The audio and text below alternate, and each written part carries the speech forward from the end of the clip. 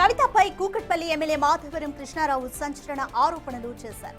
గత ప్రభుత్వంలో కవిత మంత్రి పదవులను అమ్ముకుందని, ఎవరెవరికి మంత్రి పదవులు అమ్ముకుందో తనకు తెలుసు అని చెప్పారు. కవితను విమర్శించే క్రమంలో బీఆర్ఎస్ లో ఆత్మరక్షణలో పడేశారు మాధవరం కృష్ణారావు. ఆయన వ్యాఖ్యలతో కేసీఆర్ హయాంలో డబ్బులిచ్చి మంత్రి పదవులు దక్కించుకున్నారా, కవితకు డబ్బులిచ్చి కేబినెట్ లో ప్లేస్ దక్కించుకున్నదెవరు అన్న చర్చ జరుగుతోంది.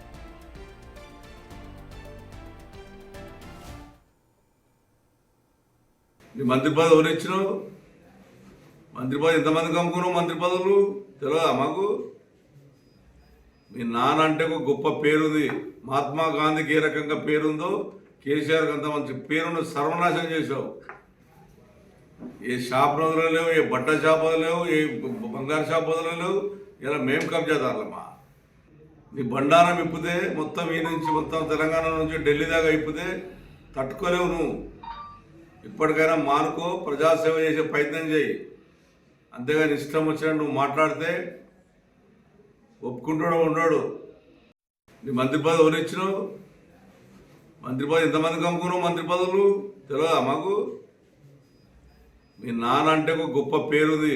మహాత్మా గాంధీకి ఏ రకంగా పేరుందో కేసీఆర్కి అంత మంచి పేరును సర్వనాశనం చేశావు. ఏ షాప్ వదలలేవు, ఏ బట్ట షాప్ వదలేవు, ఏ బంగారు షాప్ వదలలేవు. ఇలా మేము కబ్జాదారులమ్మా. నీ బండారం ఇప్పితే మొత్తం ఈ నుంచి మొత్తం తెలంగాణ నుంచి ఢిల్లీ దాకా ఇప్పితే తట్టుకోలేవు నువ్వు. ఇప్పటికైనా మానుకో, ప్రజాసేవ చేసే ప్రయత్నం చేయి. అంతేగాని ఇష్టం వచ్చినట్టు నువ్వు మాట్లాడితే ఒప్పుకుంటాడో ఉన్నాడు. నీ మంత్రి పదవి ఎవరు ఇచ్చినావు? మంత్రి పదవి ఎంతమందికి అమ్ముకున్నావు? మంత్రి పదవులు తెలియదా మాకు? మీ నాన్న అంటే ఒక గొప్ప పేరుంది. మహాత్మా గాంధీకి ఏ రకంగా పేరుందో కేసీఆర్కి అంత మంచి పేరును సర్వనాశనం చేశావు. ఏ షాప్ వదలలేవు, ఏ బట్ట షాప్ వదలేవు, ఏ బంగారు షాప్ వదలలేవు. ఇలా మేము కబ్జాదారులమ్మా. నీ బండారం ఇప్పితే మొత్తం ఈ నుంచి మొత్తం తెలంగాణ నుంచి ఢిల్లీ దాకా ఇప్పితే తట్టుకోలేవు నువ్వు. ఇప్పటికైనా మానుకో. కవితపై కూకట్పల్లి ఎమ్మెల్యే మాధవరం కృష్ణారావు చేసిన ఆరోపణలు ఇప్పుడు సంచలనం రేపుతున్నాయి. దీనికి సంబంధించి మోర్ డీటెయిల్స్ మా అసోసియేట్ ఇన్పుట్ ఎడిటర్ గణేష్ అందిస్తారు. రైట్ గణేష్, కృష్ణారావు వ్యాఖ్యలు ఇప్పుడు బీఆర్ఎస్ ను ఇరకాటంలో పెట్టాయని అనుకోవచ్చా? కవిత కానీ బీఆర్ఎస్ కానీ ఏ విధంగా స్పందిస్తుంది అనుకోవచ్చు? మామూలు సాదాసీదా నాయకుడు కాదు, చాలా సీనియర్ నాయకుడు. దాదాపుగా 3 సార్లు హ్యాట్రిక్ సాధించి కూకట్పల్లి నుంచి ఎమ్మెల్యేగా ఎన్నికైన వ్యక్తి. గతంలో టీడీపీ పార్టీలో పనిచేసిన తర్వాత 2014 ఎన్నికైన తర్వాత 2018, తర్వాత 2023లో కూడా అప్పుడు టీఆర్ఎస్ తర్వాత బీఆర్ఎస్కి ఒక ఎమ్మెల్యేగా కొనసాగుతున్న వ్యక్తి. ఈరోజు చేసిన వ్యాఖ్యలు అనేవి చూస్తుంటే అది కవిత కోసం ఉద్దేశించి చేసిన వ్యాఖ్యలు అయినా సరే ఖచ్చితంగా ఇప్పుడు బీఆర్ఎస్ పార్టీని ఇరుకుని పెట్టే వ్యాఖ్యల్లాగా మనకు స్పష్టంగా కనిపిస్తున్నాయి. ఎందుకంటే ఆయన చేసిన వ్యాఖ్యల్లోన ఆ రోజున కవిత చేస్తున్న వ్యాఖ్యల్ని ముందుగా ఒక్కసారి మనం కవిత దగ్గరికి వెళ్తే కవిత పైన ఆయన వ్యాఖ్యలు ఎందుకు చేయాల్సి వచ్చిందంటే కవిత నిన్న చేసిన ఒక మీడియా సమావేశంలో ఆయన మాట్లాడుతూ బీఆర్ఎస్ పార్టీ ఎమ్మెల్యేలకు సంబంధించిన ఒక కీలకమైన ఒక కొత్త పేరుని బీఆర్ఎస్ పార్టీకి ఆవిడ తీసుకొచ్చారు. ఎలాగంటే బీటీ బ్యాచ్, మరొకటి యూటీ బ్యాచ్ అని. బీటీ బ్యాచ్ అంటే బంగారు తెలంగాణ బ్యాచ్ అనేది ఆవిడ పెట్టిన పేరు. అలాగే యూటీ బ్యాచ్ అంటే ఉద్యమానికి సంబంధించిన బ్యాచ్ అనేది. అంటే బీటీ బ్యాచ్, యూటీ బ్యాచ్ అనే 2 పేర్లను ఆవిడ తీసుకొచ్చింది. ఈ బీటీ బ్యాచ్లో అంటే బంగారు తెలంగాణకు సంబంధించిన బ్యాచ్లో కొందరు ఎమ్మెల్యేలు ఉన్నారు. అంటే వాళ్ళు ఏమీ ఉద్యమాలు చేయకుండానే ఆ పదవులు పొందిన వాళ్ళు కావచ్చు, ఇప్పుడు పదవులు అనుభవిస్తున్న వాళ్ళు కావచ్చు, లేకపోతే పార్టీలో కీలకంగా ఉండే వ్యక్తులు కావచ్చు, ఆ పేర్లు ప్రస్తావిస్తూ కొన్ని నియోజకవర్గాలకు సంబంధించింది ఉప్పల్ కావచ్చు, మేడ్చల్ కావచ్చు, కుత్బుల్లాపూర్ కావచ్చు, లేకపోతే మల్కాజ్గిరి కావచ్చు. దీంతో పాటు కీలకంగా కూకట్పల్లి నియోజకవర్గంలో కూడా ఆయన ఉండే లీడర్లని ప్రస్తావించడంతో ఇప్పుడు మాధవరం కృష్ణారావు ఆ వైపుగా ప్రయాణం చేస్తారు. ఆమెకి చేసిన ఏదైతే విమర్శ ఉందో ఈ విమర్శలో ఆయన కీలకమైన వ్యాఖ్యలు చేశారు. ఇందులోన మాధవరం కృష్ణారావు నీ బండారం తేల్చుతానంటూనే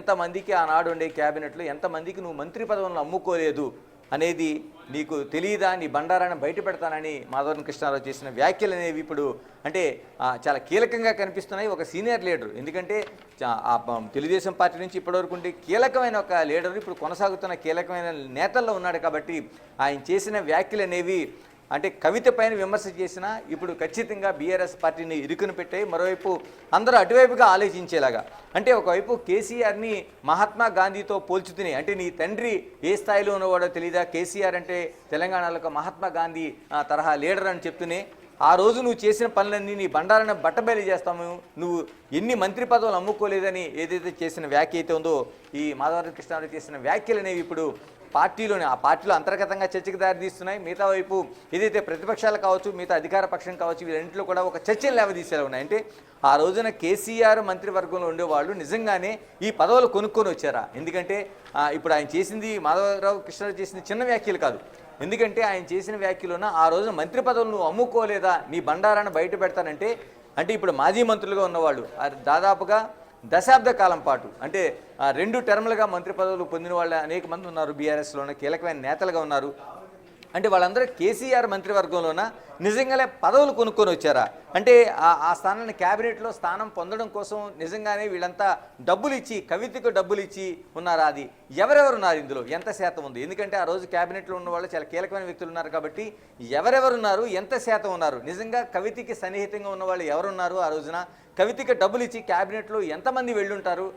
నిజంగానే ఈరోజు ఆ రోజు ఉన్న దాని క్యాబినెట్ సంబంధించి ఉద్యమ పార్టీ నుంచి కావచ్చు, లేకపోతే బీఆర్ఎస్కి ఆ రోజు ముందుగా ఉండే టీఆర్ఎస్కి ఒక దీక్షగా ఆ పార్టీని ఉండి వెన్నంటి ఉన్న వాళ్ళకి మాత్రం మంత్రి పదవులు దక్కాయని అనుకున్నాం. కానీ ఈరోజు మాధవరం కృష్ణారావు ఒక సీనియర్ లీడర్గా, పార్టీ ఎమ్మెల్యేగా చేసిన కామెంట్స్ ఏవైతే ఉన్నాయో నిజంగానే కేసీఆర్ క్యాబినెట్లో మంత్రి పదవులు కొనుక్కొని వచ్చారనేది ఒక కీలకంగా విషయం తెలుస్తుంది. ఇది అందుకని బీఆర్ఎస్ పార్టీని పూర్తిగా ఇరుకును పెట్టే అంశంగా కనిపిస్తుంది. మరోవైపు ప్రతిపక్షానికి ఒక అతిపెద్ద ఆయుధం ఇచ్చినట్టుగా కనిపిస్తుంది. ఆయన టార్గెట్ కేవలం ఏదైతే ఆ కవిత చేసిన వ్యాఖ్యలు ఉన్నాయో, జాగృతి కవిత చేసిన వ్యాఖ్యలు ఉన్నాయో, ఆ పార్టీని బీఆర్ఎస్ని ఇబ్బంది పెడుతున్నావు నువ్వు, మరోవైపు నీ తండ్రిని ఇబ్బంది పెడుతున్నావు చేసిన వ్యాఖ్యల్లో ఆయన ఈ మాట ఏదైతే చెప్పారో దీనిపైన ఇప్పుడు కీలకంగా చర్చ జరుగుతుంది. బీఆర్ఎస్లో కూడా ఇదే చర్చ జరుగుతుంది. ఎందుకంటే చాలామంది మంత్రి పదవులు ఉన్నవాళ్ళు ఉన్నప్పుడు, మాజీ మంత్రులుగా ఉన్నవాళ్ళు ఉన్నారు, కీలకమైన నేతలు.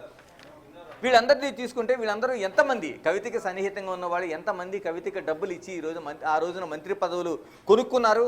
ఆ క్యాబినెట్లో ఉన్నవాళ్ళు చాలామంది నిజంగా కొనుక్కొని ఆ క్యాబినెట్ హోదా పొందారనేది ఒక అతిపెద్ద చర్చ జరుగుతుంది. ఇది బీఆర్ఎస్ పార్టీ ఆయన్ని ఏ విధంగా చూస్తుంది? ఎందుకంటే మాధవరం కృష్ణారావు విమర్శ అనేది కవిత పైన ఎక్కుపెట్టినా అది ఒక పాశుపత అస్త్రంలాగా తిరిగి ఆ పార్టీకే చుట్టుకునే పరిస్థితులు అయితే మనకు కనిపిస్తున్నాయి. ఎందుకంటే ఇప్పుడు చేసిన వ్యాఖ్యలు అనేవి ప్రతి మంత్రి కూడా, ఇప్పుడు మాజీ మంత్రులుగా ఉన్న వాళ్ళందరూ కూడా దాన్ని చాలా సీరియస్గా తీసుకోవాల్సిన విషయం. మరోవైపు ఆయన చేసిన వ్యాఖ్యలు చాలా తొందరపాటుతో చేసిన వ్యాఖ్యలు లేవు. ఆయన చాలా రూఢీగా, అంటే నీ బండారాన్ని తేలుస్తాను, తెలంగాణ నుంచి ఢిల్లీ వరకు నువ్వు ఏదైతే చేసావు ఈ పనులు నేను ప్రచారం చేస్తానని ఆయన ఏదైతే చెప్పారో ఆ వ్యాఖ్యలు అనేవి ఇప్పుడు హాట్ టాపిక్గా మారాయి. దీనిపైన రాజకీయ హీటు పుట్టించే, అటు స్వపక్షంలో కావచ్చు, ఆ బీఆర్ఎస్ పార్టీలో కావచ్చు, లేకపోతే మిగతా ప్రతిపక్షాలకు ఉండే బీజేపీ కావచ్చు, అధికార పార్టీలో కాంగ్రెస్ కావచ్చు, వీటి చుట్టూ ఇప్పుడు అతిపెద్ద చర్చగా ఇప్పుడు మాధవరం కృష్ణారావు చేసిన వ్యాఖ్యలు, ఎవరా మంత్రులు, ఎవరు కొనుక్కొని వచ్చారు, ఎవరు క్యాబినెట్ హోదా పొందారనేది కీలకమైన చర్చగా కనిపిస్తోంది. Thank you Ganesh.